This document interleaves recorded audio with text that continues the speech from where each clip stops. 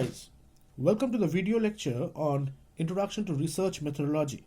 So our topic in today's video is about qualitative research procedure, indirect approach. And under indirect approach we will be discussing today on projective techniques. Now both focus group and depth interviews are direct approaches in which the true purpose of the research is disclosed to the respondents or is otherwise obvious to them. Projective techniques are different from these techniques in that they attempt to disguise the purpose of the research. A projective technique is an unstructured, indirect form of questioning that encourages respondents to project their underlying motivation, beliefs, attitude, or feelings regarding the issues of concern. So in projective technique, respondents are asked to interpret the behavior of others rather than describing their own behavior. In interpreting the behavior of others, respondents indirectly project their own motivation, belief, attitude, or feeling into the situation. Thus, respondents' attitudes are uncovered by analyzing their responses to the scenarios that are deliberately unstructured, which are quite vague and ambiguous. The more ambiguous the situation, the more respondents project their emotions, needs, motives, attitudes, and values, as demonstrated by the work might be in clinical psychology, on which projective techniques are mostly used. As in psychology, these techniques are classified as association technique, completion, construction, and expressive techniques. Let's discuss one by one. Now, in association techniques, an individual is presented with a stimulus and asked to respond with the first thing that comes in mind. Now, word association is the best known technique which is normally used. In word association, respondents are presented with a list of words, one at a time, and asked to respond to each of these words that comes in mind. The word of interest is called normally as a test words, are interspersed throughout the list, which also contains some neutral or filter words to disguise the purpose of the study. For example, if the study is relating to a departmental store, some of the test words might be location, parking, shopping, quality, and price. The subject's response or the respondent's response to each word is recorded and the responses are timed so that the respondents who hesitate or reason out can be identified. The interviewer, not the respondent, records the responses. This controls for the time required for the respondent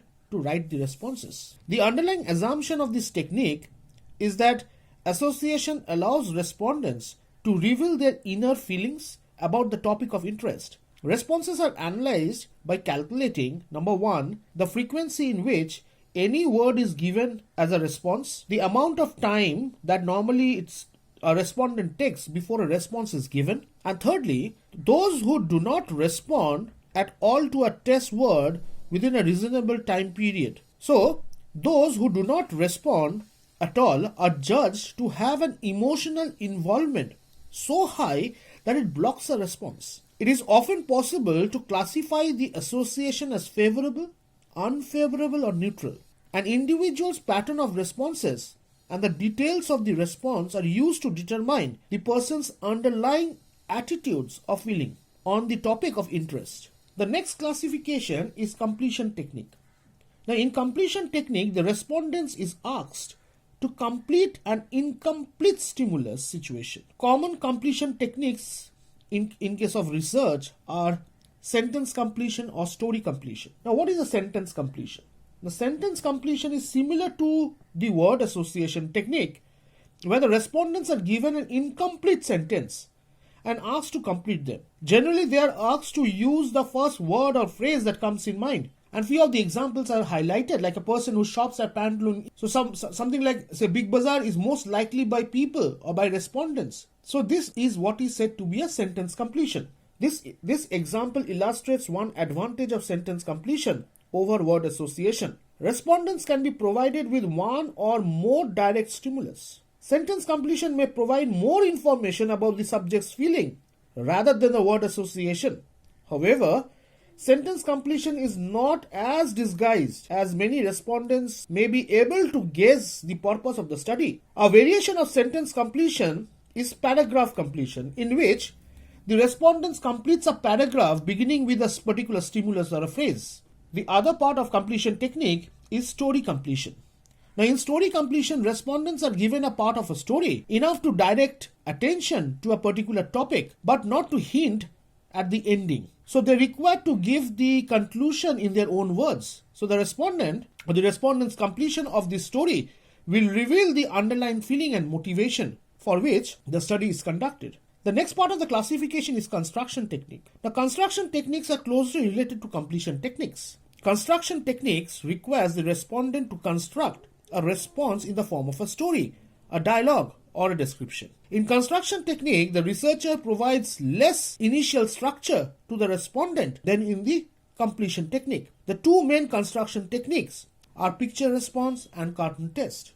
Now, what is a picture response? The roots of picture response technique can be traced to a thermic appreciation test, which consists of a series of pictures of ordinary as well as unusual events. In some of these pictures, the person or the object or the objects are clearly depicted, while in others, they are relatively vague. The respondent is asked to tell a story about this particular picture. The respondent's interaction or interpretation of the picture gives indication of the individual's personality. For example, an individual may be characterized as impulsive, creative, unimaginative, and so on. The name thermic appreciation test is used because themes are normally based on subjects or respondents' perceptual interpretation of the picture. The next point comes is a cartoon test. Now, in cartoon test, cartoon characteristics are shown to a specific situation related to the problem. The respondents are asked to indicate or what one cartoon character might say in response to the comments of another character. The response indicate the respondent's feeling, belief, and attitude towards the situation. Cartoon tests are simpler to administer and to analyze than picture response techniques.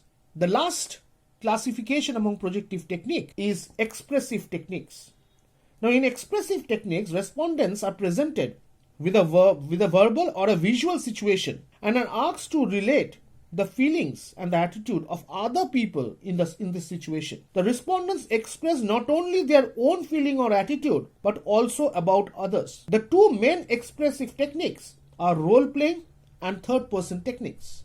In role-playing, respondents are asked to play the role or assume the behavior of someone else. The researcher assumes that the respondents will project their own feeling into the role.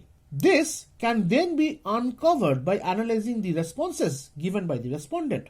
Similarly, a third-person technique where the respondent is presented with a verbal or a visual situation and asked to relate the belief and the attitude of a third person rather than directly expressing personal belief or attitude. This third person may be a friend, a neighbor, a colleague, or even it can be a typical person. Again, the researcher assumes that the respondent will reveal personal belief and attitude while describing the reaction of a third party. So asking the individual to respond in the third person reduces the social pressure to give an acceptable answer. So a question can be that why someone doesn't prefer to go and shop in a particular store. So this can be asked from a point of view of a role play or from a point of view of a third person technique rather than asking straight because the respondent may not answer. Why others don't prefer to go to that particular store and shop.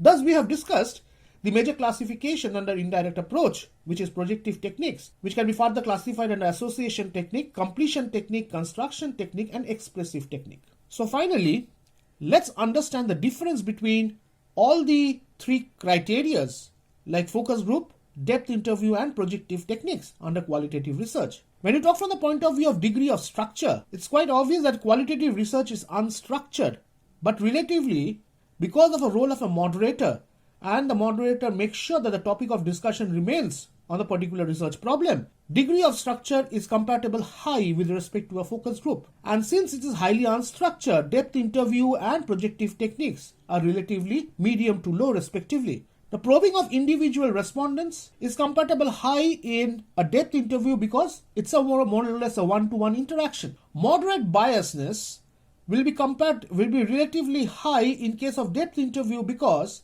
it's the interviewer or the moderator who asks questions to the respondent. So it all depends on what kind of questions being asked, you get such kind of a result. Interpretation bias is relatively high in case of projective technique because it's more of a view with respect to a third party, because information are mostly related to a third party's behavior. Uncovering subconscious information will be compatible high with respect to projective techniques as well as with respect to depth interviews. So it's more or less high to medium. Discovering innovative information, since focus group is more of a group formation, group discussion, so the discovering innovative information will be compatible high with respect to a focus group. Again, obtaining sensitive information will be moderately higher with respect to depth interview and projective techniques because it's more or less one-to-one kind of a scenario. And involve of unusual questioning can be high in case of projective technique because it's more of a third-party technique.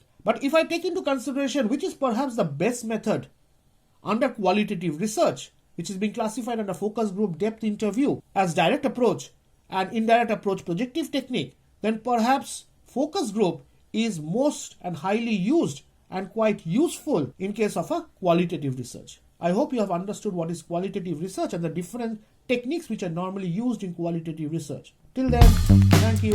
Have a nice day.